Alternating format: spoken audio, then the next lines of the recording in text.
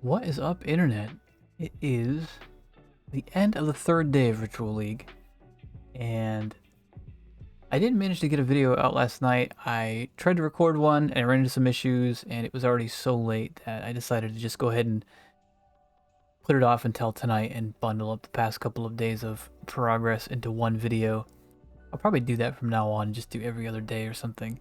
It's a little bit boring if not much happens other than Atlas progression, which was pretty much all that happened yesterday because the trade site was down for pretty much all day. Today we've made a fair amount of progress. I think we're getting into like the last few Watchstones before Awakening 4. I think I'm at like 13 or something like that Watchstones, and we're just getting into 14s right now. So we've got a bunch of 13s done and 12s and stuff like that. Gear-wise, we've made a bunch of improvements. Trade was working today, so I was able to go ahead and spend a bunch of the money that I've been accumulating. I would say we're getting pretty close to the point where I'm going to start saving up for Net Series Reflection. I might upgrade my wands one more time, but we have our 6-link, and I'm running multiple totems now. I've got some Puarte gloves finally. We've got our Pandemonius, which just happened today. Got a okay helmet. Bought a Freezing Pulse Enchanted helmet. So things are in a lot better shape. I think we added the Wise Oak today too. We've also got some boots waiting. I'd like to get Harvest to go ahead and pull that energy shield off there so that I can replace that with Life, which is going to make these pretty juicy boots. And in the long run, we'll take that cold resistance craft off and probably try to go for Redeemer to see if we can get increased effective non-damaging ailments on these boots, which would make them really good. There's not really going to be the opportunity to do like a Maven Orb or a tier 0 effective non-damaging ailments, but these will still be really good. But yeah, that's pretty much where we've gotten to today. I figure we'll do a quick walk and talk. I've got a map that I gotta run. This needs to be corrupted. Oh, and it got super weird. What did it turn into? Actually, that's all fine, I think. I don't know. We'll go find out. We are doing this in Lex Proxima, which I've taken the harvesting. If I run into a harvest, I'm probably not going to do it because it takes quite a bit of time for me to sort out all the harvest crafts. But we'll clear the rest of the map, including the rituals in here. I felt like I had this map done already, but I must have forgotten something. The Pandemonius was a really nice upgrade. We found a Unnatural Instinct, I think, which allowed us to buy this. And I feel like Pandemonius is, like most of the league that are heavy mapping, or like Delirium where they're just like, you know, big mobs instead of individual bosses. Pandemonius is really nice for these rituals. You're kind of locked into a small space in a ritual, and they can definitely get pretty dangerous as you get into red tier maps. So the blind effect can really save you a lot of damage from stuff that would have otherwise hit you. As you can see, we've got multi-throw in the build now, and I feel like... oh, there's a Mammoth. I don't know why he was so tanky. Things kind of feel like the way they used to, as far as Freezing Pulse totems at this point. We've got a Fluctuant, which is like lightning damage, I think. Lightning beams. For the most part, things have still been going pretty smooth. I haven't still felt my damage be a problem while clearing. Obviously, the single target for the build hasn't really changed in this patch, so things will be pretty much how they felt like before the patch in terms of boss killing. But I really just haven't really had any issues in terms of my clear. I still think that they need to go back and unnerf Pursuit of Faith a little bit, or at least move some of that nerf into Ritual of Awakening. But it felt pretty much like it used to. actually feel like, you know, other than the colors being awkward on a 5 link, you could probably afford to run multiple totems as your 5th and still do okay. One thing I've noticed, and I don't know if you guys have noticed this yourselves, something seems really wrong with pack size to me. I kind of had this hunch, even just in the story, but it's especially been relevant now that I've gotten farther into mapping. It just feels like the pack size is much larger than it should be.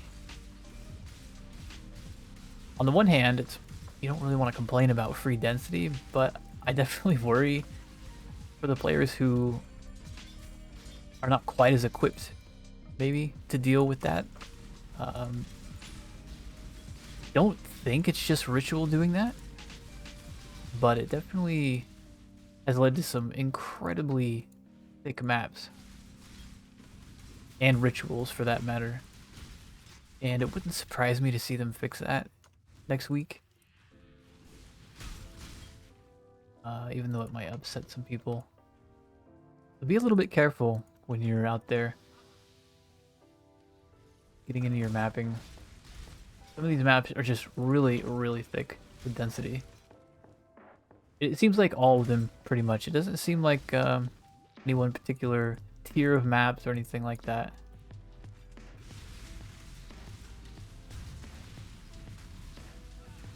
Otherwise, I've been enjoying the league. I haven't felt too many ill effects of these Hierophant nerfs. As far as Ritual goes, I will say I've noticed like a little bit more things about it that I think I would like them to tweak. Not huge downsides. Oh, this guy's pretty interesting. This guy's got quite a lot of burst damage. You don't want to curse him, I think. You can mark him from here. That attack right there does quite a lot of damage. Which also means he's going to be here in this altar. It wouldn't surprise me if he pops out and ganks me here. He's going to have a bunch of auras now. And he's quite tanky.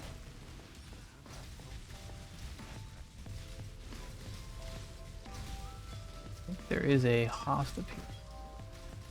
Enjoying some of these auras too, which I'd like to keep up. There's our boss.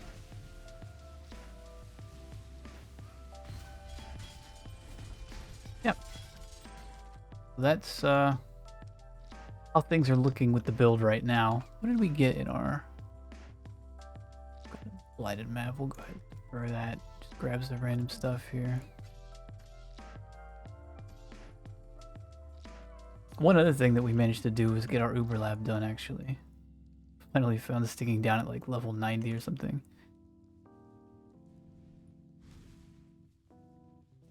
Yeah, I didn't see a harvest in here. I'll probably just pop back in here and check after I'm done with the video. But yeah, for Ritual, I would say the, what is it, Fortress Ritual totems, they feel a little bit too grindy to me. Because depending on what order you hit those pillars in, like if you wind up finding the boss room, like mid-map, like say a map like Arid Lake, it's possible that you'll hit the boss halfway through, right? Because it's a big circle. Well, the boss is going to appear then, if there's a totem in his room, he's also going to appear in like the 3rd and 4th totems, or just the 4th, depending on which one you hit. It doesn't matter. The point is, the Fortress vastly increases their EHP, and it could be a real pain. Like, I think it probably makes things too tanky. That would really seems like an outlier to me. All the other totem types feel pretty balanced. The Chaos one is a little bit scarier than the rest too, I would say. I'd be really careful if you ever get the one that has like the Chaos orbs. Those could do a lot of damage. But the Fortress ones are the ones I think if they changed any of them, I'd probably change that. But otherwise, Ritual's been really clean. I've also, on the Maven side of things, we've done 5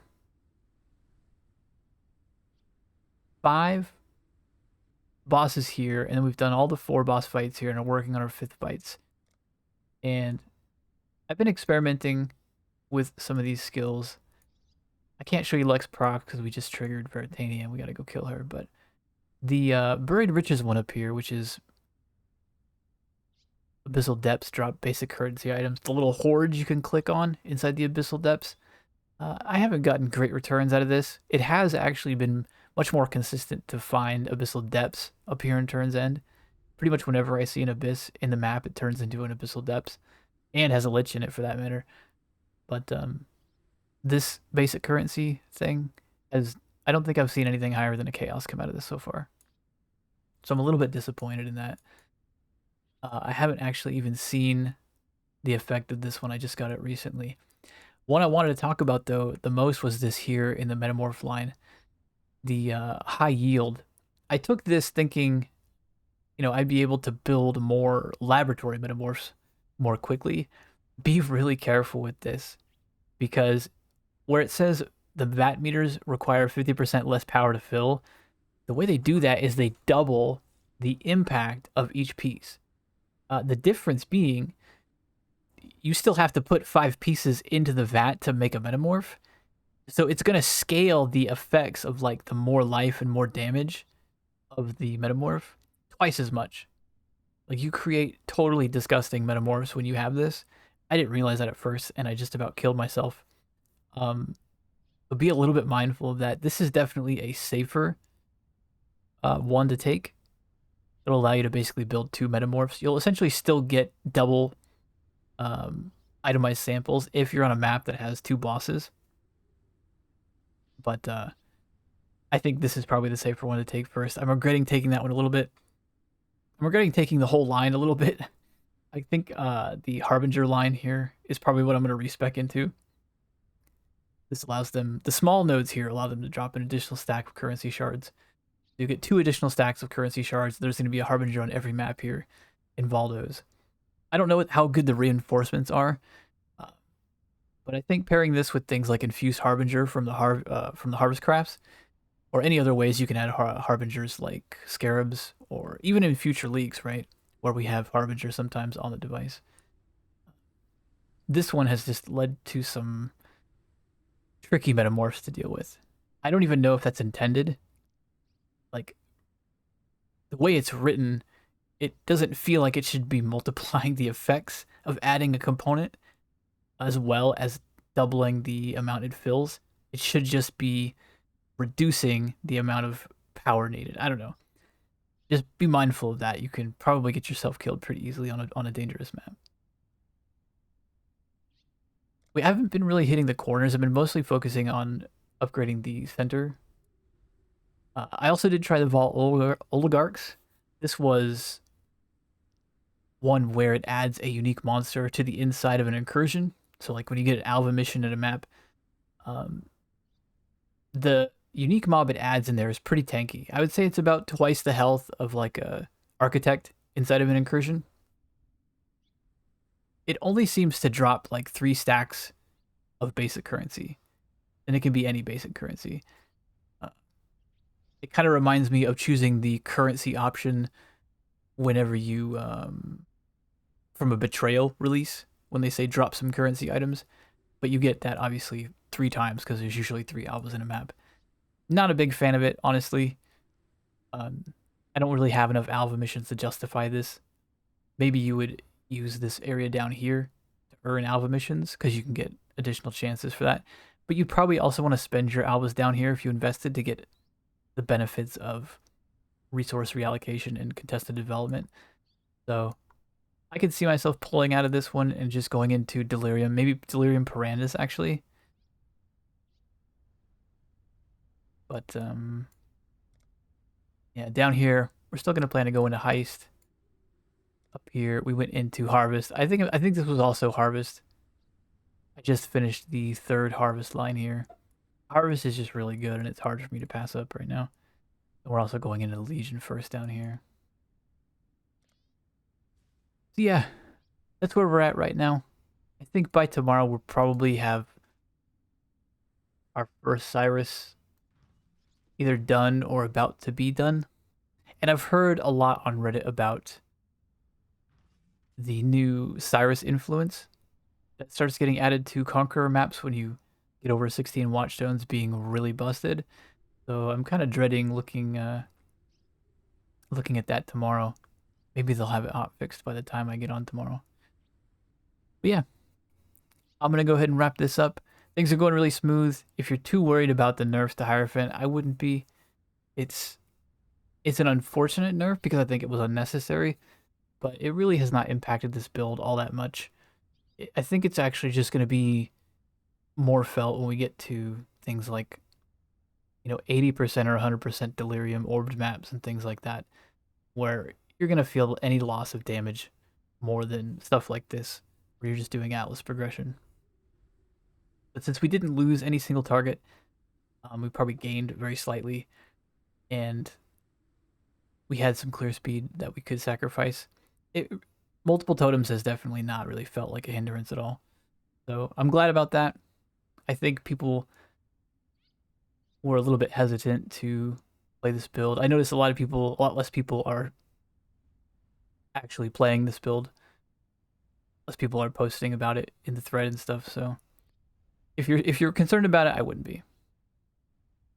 Anyway, like I said, I'm gonna get out of here. I will be continuing to stream. You can find me at twitch.tv/WallachTV. I'll probably be streaming at least for the next couple of weeks.